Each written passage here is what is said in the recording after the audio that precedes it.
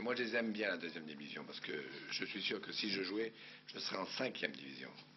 Et même 5e division, Jean-Claude Brialy, ça serait pas si mal, ça serait une division au-dessus de l'Oison, qui nous l'avons vu dans le début de ce téléfoot, jouer très très bien au ballon. Alors effectivement, c'est la 2e division, nous n'avons plus beaucoup de temps. Nous allons vous montrer quand même le but du match, les deux groupes confondus, groupe A et groupe B. Le but du match entre Cannes-Alès, c'était le choc de cette 27e journée, concernant donc le groupe B, puisque Alès est en position de barragiste derrière Lyon et Montpellier.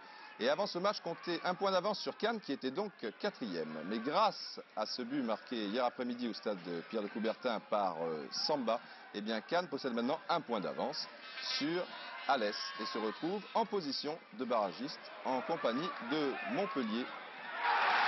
Voici donc l'unique but de cette partie marquée par Samba, en très grande forme actuellement. Montpellier est 2e derrière Lyon. Il a emporté vendredi dernier à Limoges 3-1, je vous l'ai dit, mais je vous rappelle que Montpellier compte un match en moins. Bravo Lyon, 3-0 à Nîmes, il fallait le faire. Et vous le constatez, il n'y a pas beaucoup de victoires à l'extérieur. Si, Martigues a gagné au Puy 1-0, il y avait aussi Montpellier et Lyon, ça fait 3. C'est déjà pas si mal. Nous passons au groupe A, Thierry.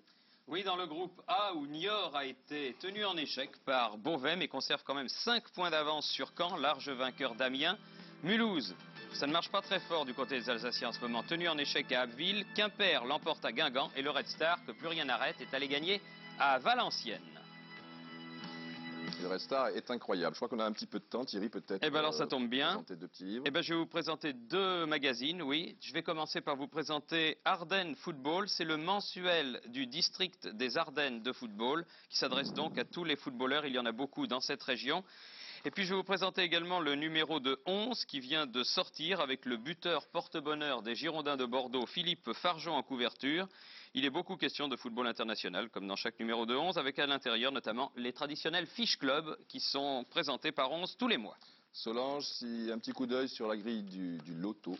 Ah oui, il y aura des gagnants, mais peut-être pas beaucoup à 16, hein, Didier, parce que le match nul notamment de Beauvais à Niort, fallait le trouver.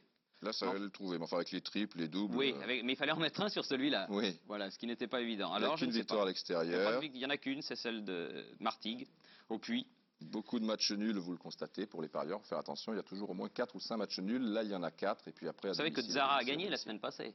À combien il a gagné? Il a gagné la semaine passée. Il a gagné combien? Ah, je sais pas, mais il a gagné. L'essentiel, c'est de gagner un peu à ce jeu-là.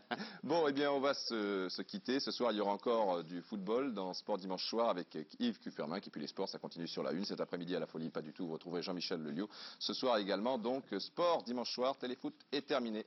À la semaine prochaine pour de nouvelles aventures.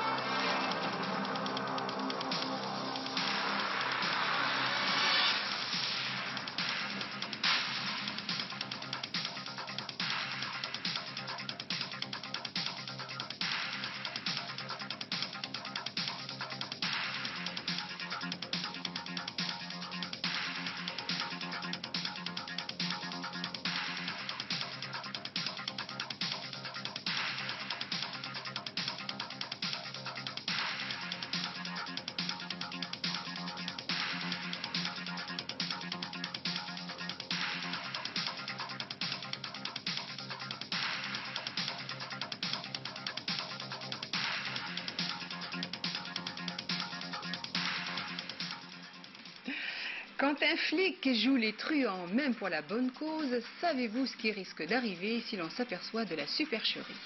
À 13h25,